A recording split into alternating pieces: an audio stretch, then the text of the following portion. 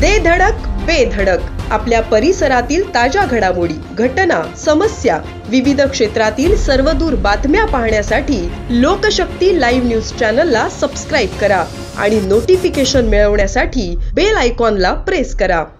मुरुड तालुक्यातील खोकरी ते आगारदांडा हा अरुंद रस्ता वारंवार अपघाताला आमंत्रण देत असल्याचे चित्र दिसून येत आहे। मुरुड आगारदांडा बस क्रमांक MH14 BT 1592 ही गाडी चालक संतोष शिकारे व वाहक समीदा मुकादम हे घेऊन जात होते। यावेळी बसमध्ये अंजुमन इस्लाम हायस्कूल व डिग्री कॉलेजचे 15 विद्यार्थी प्रवास करीत होते। यावेळी खोकरी वळणावर समोरून भरधाव येणाऱ्या कारला साईड देताना पावसामुळे तसेच या ठिकाणी रस्त्याच्या कडेला पाण्याची पाईपलाईनच्या कामात माती आल्याने बस अचानक घसरून पलटी झाली। यात 11 विद्यार्थी जखमी झाले आहेत।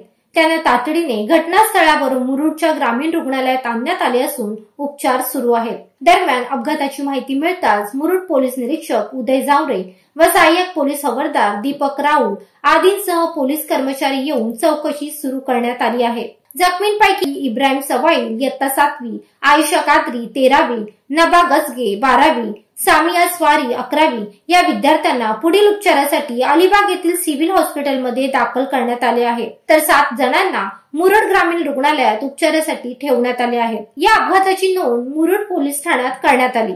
एसटी चालक संतोष शिकारे यांच्यावर गुन्हा नोंद करण्यात आला आहे। पुढील तपास पोलीस निरीक्षक उदय जावरे यांच्या मार्गदर्शनाखाली सुरू आहे।